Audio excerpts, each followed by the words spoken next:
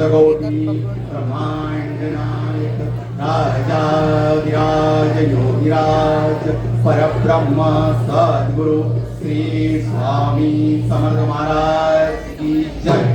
अनंतकोटी ब्रह्मांड नायक राजाधिराज योगिराज परब्रह्म सद्गुरु श्री स्वामी समर्थ महाराज यांच्या कृपेने आज जी स्वामी समर्थ महाराजांची कथा आहे। जय स्वामी समर्थ महाराज माझ्याकडून वधून घेतील ते मी तुमच्या पुढे थोडक्यात सांगण्याचा प्रयत्न करतो। सद्गुरु श्री स्वामी समर्थ महाराज की जय। अनंत कोटी ब्रह्मांड नायक राजाधिराज योगिराज परब्रह्म सद्गुरु श्री स्वामी समर्थ महाराज महाराजांच्या लीला अक्कलकोटला आनंद चाललेल्या होत्या। प्रत्येक जण स्वामींच्या लीला बघत होता, प्रत्येकाला अनुभव येत होता अक्कलकोट मध्ये, प्रत्येकाला वाटत होतं मी स्वामींपर्यंत पोहोचावं, मी स्वामींपर्यंत जावं आणि स्वामींच्या चरणांना स्पर्श करावं हे प्रत्येक भक्ताला वाटत होतं। आणि एक गोसावी होता, तो कृष्ण भक्त होता, सतत कृष्णाचं नाव मुखामध्ये असायचं आणि द्वारकेला जायची त्याची इच्छा होती। आणि जाता जाता मनामध्ये विचार आला माझ्या कृष्णाचं दर्शन मला कधी होणार आहे। ज्यावेळेस दर्शन होत नव्हतं, ज्यावेळेस भाव निर्माण झालेला होता आणि एक दिवस असा विचार करत बसत असताना त्याच्या स्वप्नामध्ये त्याला अवधूत श्री स्वामी समर्थ महाराजांचं दर्शन झालं। अरे जातोस कुठे? मी अक्कलकोटला बसलो आहोत, काळजी करू नकोस, मी आहे। महाराजांनी ज्यावेळेस हा दृष्टांत त्यांना दिला आणि ज्यावेळेस तो दृष्टांत होत होता त्यावेळेस त्या गोसाव्याच्या मनामध्ये काहीतरी विचार अनेक येत होते की मी स्वप्न बघतोय की मी जागा आहे, त्याला काही सुचत नव्हतं। सकाळ झाली आणि उठला, अरे स्वप्न होतं, स्वप्नामध्ये आलेले अवधूत कोण होते आणि मनामध्ये विचार सुरू झाले मला ते अवधूत बघितले पाहिजे। आणि ज्या वेळेस अवधूत बघण्याचा विचार झाला आणि मनामध्ये महाराजांबद्दल प्रेम निर्माण झालं, आता मला या अवधूत भेटतील कुठे, या अवधूतांचं दर्शन होईल कुठे, हे विचार असताना तो विचार करत असताना एक भक्त चाललेला होता, दिगंबरा दिगंबरा श्रीपाद वल्लभ दिगंबरा। हे नाव जेव्हा कानावर पडलं आणि त्याने त्याला जवळ बोलवलं, तुम्ही दिगंबरा दिगंबरा म्हणतात पण मला दिगंबर अवधूत माझ्या स्वप्नामध्ये आले आणि त्यांनी मला दृष्टांत दिला। अहो ज्यांनी तुम्हाला दृष्टांत दिलेला आहे ते साक्षात अक्कलकोटला स्वामी समर्थ म्हणून प्रगट झालेले, तुम्ही त्यांच्या दर्शनाला जा, त्यांचं दर्शन घ्या, तो ब्रह्मांड नायक तुम्हाला दर्शन नक्की देईल। काय बोलतात? अहो माझ्या कृष्णाचं दर्शन होत नाही, मग मी माझ्या स्वामींचं दर्शन घेतो आणि अक्कलकोटला जाण्याची तयारी केली। हा गोसावी जेव्हा अक्कलकोटला जाऊ लागला आणि त्यावेळेस स्वामी महाराज सोलापूरला आलेले होते। सोलापूरला चित्तोपंत टोळ असायचे। ज्यावेळेस अक्कलकोटला येण्याच्या आधी स्वामी महाराज सोलापूरला आलेले होते तर चित्तोपंत टोळ हे स्वामी भक्त झालेले होते आणि चित्तोपंत टोळ हे विष्णू पूजा करत असे। त्यांचा एक संकल्प होता, 1 कोटी तुळशी पत्र मला स्वामींच्या चरणी व्हायचे। हे जेव्हा बोलत असताना जर माझं संकल्प पूर्ण होताना जर माझ्या समोर माझे स्वामी महाराज अक्कलकोटून सोलापूरला आले तर त्याच्यासारखं माझं अविभाग्य नाही, हा मनामध्ये त्यांच्या विचार येत होता। आणि विचार करत असताना त्या दिवशी रामनवमी होती। चित्तोपंत टोळ आपली पूजा चालू आहे, पूजेमध्ये मग्न झालेले आणि एक एक तुळशी पत्र विष्णूच्या पायावर टाकताय आणि आपल्या मनामध्ये स्वामींचा भाव निर्माण करताय। आणि काही क्षणामध्ये माझा ब्रह्मांड नायक चित्तोपंत टोळ यांच्या प्रगट झाला। चित्तोपंत टोळ यांच्या अंगाला कापड फुटलं, माझा ब्रह्मांड नायक माझ्या समोर आलेला आहे। स्वामींना पाहून डोळ्यामध्ये अश्रू आले, प्रेम निर्माण झालं आणि स्वामींना विनंती केली, स्वामी तुम्ही यावं, माझ्या समोर बसावं। स्वामी हसले, मंद हसले चित्तोपंत टोळसमोर स्वामी महाराज एका पाटावर उभे राहिले आणि चित्तोपंत टोळ एक एक तुळशीचं पान घेऊन स्वामींच्या मस्तकावर ठेवू लागले, त्यांच्या चरणांवर ठेवू लागले. आणि जो आनंद होत होता स्वामींच्या चरणांवर तुळशी पत्र ठेवण्याचा, तो आनंद त्यांचा वेगळाच होता. स्वामींच्या पाया पडल्या, एक कोटी तुळशी पत्र चरणावर वाहिल्यावर जो आनंद त्यांना मिळाला होता तो वेगळाच होता. महाराजांना विनंती केली, स्वामी महाराज तुम्ही सतत येतात, पण माझ्या मनात इच्छा आहे तुम्ही माझ्या घरी राहावं, तुमचे चरण माझ्या घरी राहावे.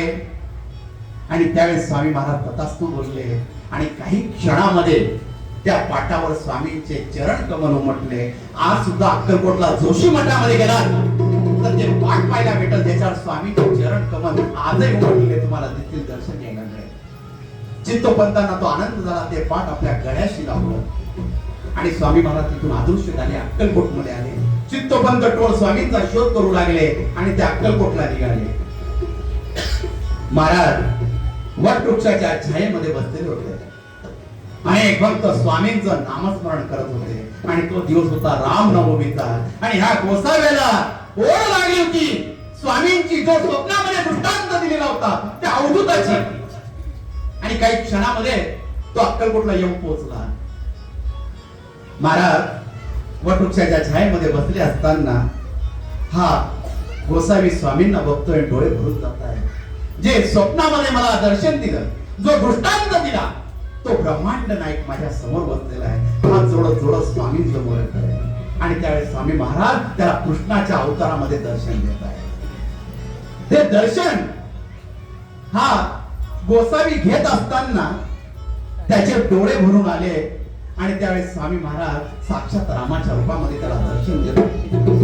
आणि रामाच्या रूपामध्ये दर्शन देत असताना गोसावी भारावून गेला आणि स्वामींच्या चरणांजवळ गेला. स्वामी, द्वारकेला जायचं होतं, कृष्णाचं दर्शन घ्यायचं होतं, तुम्ही साक्षात मला इथं द्वारकाधीशाचं दर्शन दिलं आणि रामाचं दर्शन आज रामनवमीचं दिलं.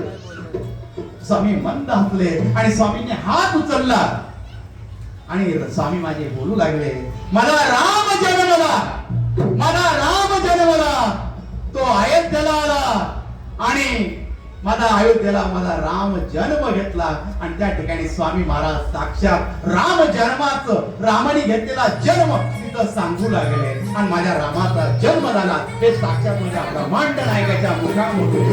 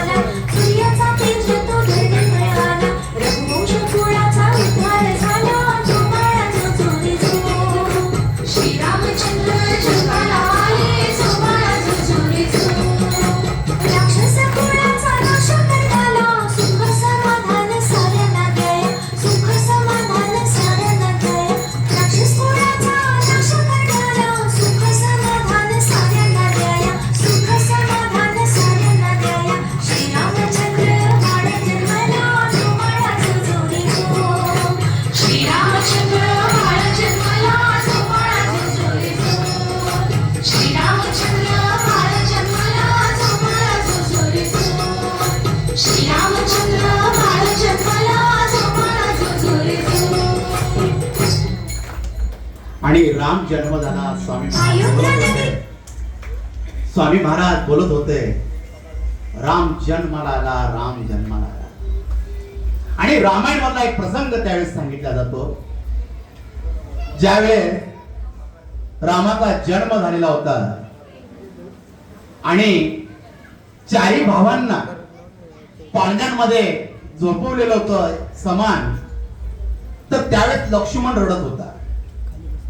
लक्ष्मण इतका रडत होता की वैद्य बोलवले, राज दरबारी बोलवले गेले, सर्वांना बोलवण्यात आलं, पण लक्ष्मणाचं रडणं काही थांबत नव्हतं. वैद्याला बोलवलं, हात दाखवला, हातामध्ये घेतलं, पण लक्ष्मण ज्यावेळेस रडत होता त्यावेळेस पृथ्वी सुद्धा शांत झालेली होती, सगळीकडे शांतता पसरलेली होती. दशरथ राजाला समजत नव्हतं की लक्ष्मण का रडत होते.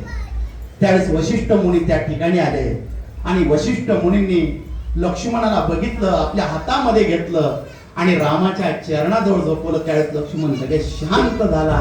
जे गुरुपद होतं लक्ष्मणाला जन्म झाल्या समजलेलं होतं, म्हणून रामाच्या चरणी लक्ष्मण तिथं शांत झाला. ही राम जन्माची कहाणी जो रामचरित मध्ये सांगितल्या जातं. रामायण काय, रामाला पुरुषोत्तम का म्हटलं जातं, मर्यादम पुरुषोत्तम का म्हटलं जातं, की रामाला पुरुषोत्तम म्हणण्यामागचा अर्थ एक आहे, जो पुरुषांमध्ये उत्तम आहे त्याला पुरुषोत्तम म्हटलं जातं. जो देवांमध्ये उत्तम नाही, पुरुषांमध्ये उत्तम आहे त्याला पुरुषोत्तम म्हटलं जातं. आणि मर्यादा पुरुषोत्तम का म्हटलं जातं, ज्यावेळेस सीतेचा स्वयंवर झाला, स्वयंवर झाल्यावर सीतेला आपलं पत्नी मानलं रामाने, आणि त्यावेळेस एक पत्नी एक विचारी राम भगवान त्या ठिकाणी झाले आणि त्यांनी त्यावेळेस असा विचार केला, मी आयुष्यामध्ये एकच पत्नी माझी असेल ती सीता असेल, कारण की माझ्या वडिलांनी पहिला विवाह केला आणि ज्यावेळेस त्यांनी दुसरा विवाह केला असेल तर पहिल्या आईला माझ्या किती त्रास झाला असेल, आणि ज्यावेळेस त्यांनी तिसरा विवाह केला तर माझ्या दुसऱ्या आईला किती त्रास झाला असेल, तर तो त्रास माझ्या सीतेला नको, म्हणून मी आज मर्यादा ठेवतो. म्हणून त्यावेळेस आपल्या प्रभू रामचंद्रांना मर्यादा पुरुषोत्तम म्हणू लागले. रामाच्या रामायणामध्ये प्रत्येक गोष्ट शिकण्यासारखी, परिवार कसा असावा, भावांचं प्रेम कसं असावं हे रामायण मध्ये शिकायला भेटतं. जे भावाभावांमध्ये जे प्रेम निर्माण होतं ते रामायण सांगत असतं. कारण की ज्यावेळेस रामायण घडणार होतं, मंत्राच्या मुखामध्ये सरस्वती बसली होती आणि त्यावेळेस तिची बुद्धी भ्रष्ट झाली, ती सरस्वती तिच्या मुखामध्ये बसली होती. नंतर तीच सरस्वती कैकेयीच्या मुखामध्ये बसली, तिच्या जिभेवर बसली आणि तिची मती मंद झाली त्या ठिकाणी. आणि ज्यावेळेस देवतांनी सांगितलं की तू भरताची बुद्धी भ्रष्ट कर, त्यावेळेस सरस्वती माता सांगू लागली, मी सर्वांची बुद्धी भ्रष्ट करू शकते पण भरताची नाही करू शकत. कारण की जे भावांचं प्रेम आहे हे रामायणामध्ये दर्शवलं जातं. ज्यावेळेस प्रभू रामचंद्र वनवासात गेले ही गोष्ट भरताला माहित नव्हती. भरत आपल्या मामांकडे गेलेला होता आणि त्यांना निरोप मिळाला की तुम्हाला लवकरात लवकर अयोध्येला बोलवलेले आहे. त्यावेळेस दशरथ राजांचा मृत्यू झालेला होता, ही गोष्ट त्यांना माहित नव्हती. ते अयोध्याकडे येत असताना वाटेमध्ये नंदीग्राम म्हणून आहे, त्या नंदीग्राम मध्ये जे दशरथ राजांचे पूर्वज होते त्यांच्या मूर्त्या आहेत तिथं. त्या सर्व मूर्त्या तिथं नंदीग्राम मध्ये ठेवलं होतं, त्यांचं मंदिर होतं. भरताने आपल्या पुरोहितांना सांगितलं, मला 5 मिनिटं माझ्या पूर्वजांचं दर्शन घ्यायचंय, तर 5 मिनिटं मला तिथं घेऊन चला. रथ तिथं थांबला आणि साक्षात भरत त्या पूर्वजांचं दर्शन घेण्यासाठी तिथं बसलेला होता. सर्व पूर्वजांचं दर्शन घेतलं आणि शेवटचं दर्शन घ्यायला लागल्यावर त्याला दशरथाची मूर्ती दिसली आणि त्या सांगायला कापड फुटलं, माझ्या वडिलांची मूर्ती इथं का. मग त्यावेळेस पुरोहित सांगू लागले तुमच्या वडिलांचं निधन झालं. असं काय झालं की माझ्या वडिलांचं निधन झालं? घडलेला प्रसंग सर्व भरताला सांगितला आणि भरत त्या ठिकाणी रडू लागला की माझ्यामुळे माझ्या भावाला वनवास मिळाला. जे माझ्या आईने कृत्य केलेलं आहे ते चुकीचं कृत्य आहे, हे मला कदापि विसरणार नाही. आणि त्या ठिकाणी भरत रडू लागला आणि घरी आल्यावर आईचं तोंड नाही पाहू लागला. कौशल्या जवळ गेला, रडू लागला, आई माझी काहीच चुकी नाही, मला रामाचं राज्य नको, मला राम पाहिजे, मला त्याच्या चरणाची सेवा करायची. आणि भरत त्या ठिकाणी कौशल्याजवळ रडू लागला, मला रामाला घ्यायला जायचं. आणि सर्वजण रामाला घेण्यासाठी निघाले. सर्वजण रामाच्या दर्शनाला, रामाला घेण्यासाठी चित्रकूटकडे निघाले. आणि ज्यावेळेस तिकडे जात असताना मध्ये आपले प्रभू रामचंद्र चित्रकूटला पोहोचलेले असताना वनराई देवी प्रगट झाली आणि रामाला हात जोडून सांगू लागले, देवा काय सेवा करू? त्यावेळेस प्रभू रामचंद्र सांगू लागले, आम्ही कुठेही बांधून घेऊ, इथं सर्व स्वच्छता करून घेऊ, पण मी ज्या रस्त्याने आलो आहे तो रस्ता फक्त साफ करून दे. कारण की रस्त्यामध्ये मला काही काटे उचले, कारण की माझा भाऊ आता येणार आहे, त्याच्या पायामध्ये एक पण काटा उचलाय नको. त्यावेळी वनराई देवी विचारू लागली, प्रभू एक विचारते, तुमचा भाऊ एवढा नाजूक आहे का की त्याच्या पायाला काटा लागेल आणि तो एकदम घायल होईल? त्यावेळेस राम सांगू लागले, माझा भाऊ नाजूक नाही, तो व्रजासारखा कडक आहे. पण ज्यावेळेस माझ्या भरताला समजेल की जे काटे त्याच्या पायाला लागतील, त्यावेळेस माझा भाऊ खचून जाईल आणि पश्चाताप करत बसेल की माझ्यामुळे माझ्या भावाच्या पायामध्ये काटे गेले आणि ते दुःख माझा भाऊ कधी सहन करणार नाही. आणि त्यावेळेस साक्षात प्रभू रामचंद्रांच्या डोळ्यामध्ये पाणी आलं. हे भावांचं प्रेम हे रामायण दर्शवत असतं. रामायणामध्ये जे भावांचं प्रेम, जो परिवार हा दाखवला जातो, त्याचा अभ्यास मिळतो, त्याच्यामध्ये काहीतरी शिक्षण मिळत असतं माणसाला. आपण आज भावबंदी करत असतो, हे माझं, हे तुझं, ते त्याचं, हे काही करून उपयोग नाही, हे सर्व इथंच राहणार आहे. आपण सर्व फक्त एका नाटकाचे नाटक करू आहोत. ह्या पृथ्वीवर कुणी राहणार नाही. आपण घर सजवतोय, प्रत्येक गोष्ट सजवतोय, पण आपण गेल्यावर इथं कोणी राहणार नाहीये. हे सजवलेलं तसंच राहणार आहे. गज आपण 10 कोटीचा बंगला बांधला आणि दुसऱ्या दिवशी आपला मृत्यू झाला, त्या दिवशी तिथं तिसराच जण राहणार आहे. आणि जर आपला आत्मा बघत असतो, हे सर्व मी सजवलं, याच्यासाठी जीव अर्पित केला, तर शेवटी काय झालं? सर्व इथंच राहिलं. कारण की शेवटी आपल्या बरोबर येतं तर आपल्या भगवंताचं नाम येत असतं. म्हणून आयुष्यामध्ये आलात, जन्म घेतला, तर मुखामध्ये आपल्या भगवंताचं नाम असू द्या, माझ्या ब्रह्मांड नायकाचं नाव असू द्या. कारण की माझे स्वामी महाराज ज्या वेळेस त्या अक्कलकोट मध्ये सांगत होते, राम जन्मला, राम जन्मला, सर्व भक्त आनंदाने बघत होते. महाराजांच्या मुखात शब्द सर्व ऐकत होते. राम जन्म अक्कलकोटला होत होता, सर्वांना तो आनंद होत होता. त्या आनंदामध्ये सर्व विभान झालेले होते. कारण की राम जन्म हा स्वतः साक्षात स्वामी महाराज तो समारंभ करत होते, तो उत्सव करत होते. माझा ब्रह्मांड नायक करत होता, रामाचा पाळणा हलत होता. आणि हा गोसावी हे सर्व दृश्य बघत असताना त्याला स्वामी महाराज कृष्णाच्या रूपामध्ये दर्शन देत होते, रामाच्या रूपामध्ये दर्शन देत होते. आणि हा गोसावी येऊन स्वामींचे घट्ट चरण पकडत होता. त्यात माझा ब्रह्मांड नायक हात उंच करून सांगत होता, अरे गोसावी कळशी करते ओढतोस? अरे ह्या युगामध्ये प्रत्येक जन्म आम्ही घेत आहोत. आम्हीच कृष्ण आहोत, आम्हीच राम आहोत, आम्हीच शिव आहोत, आम्हीच नृसिंहवान आहोत, आम्हीच श्रीपाद वल्लभ आहोत. आणि आता आमचा अवतार आहे अक्कलकोटचे स्वामी समर्थ म्हणून या अक्कलकोट मध्ये आम्ही प्रगट झालो आहोत. गोसावी स्वामींकडे बघत होता. स्वामींचा हात उंच झालेला होता, सर्व भक्तांचे डोळे मोठे झालेले होते.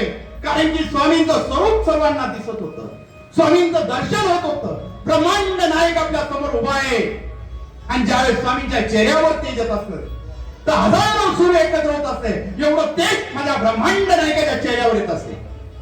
कारण की स्वामींच्या चेहऱ्यावरच तेज पाहणं सामान्य माणसाचं काम नव्हतं.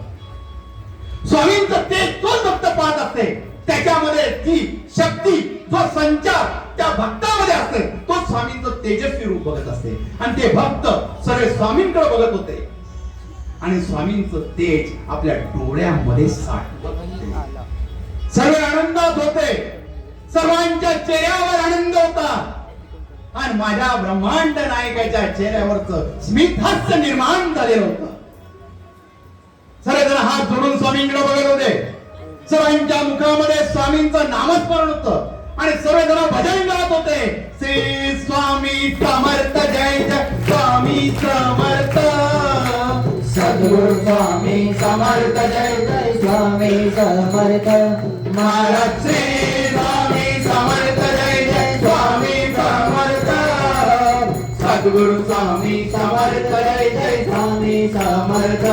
महाराज श्री स्वामी समर्थ, जय जय स्वामी समर्थ.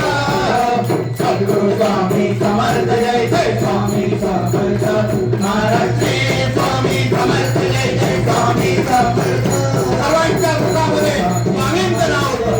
प्रत्येक जण स्वामी स्वामी म्हणत होता, स्वामींचा जय जयकार करत होता. अक्कलकोट नगरीमध्ये प्रत्येकाच्या मुखामध्ये स्वामी नाव होतं. सर्व अक्कलकोट नगरीमध्ये माझ्या ब्रह्मांड नायकाचं नाव होतं आणि माझा ब्रह्मांड नायक त्या वटवृक्षाच्या छायेमध्ये उभा होता.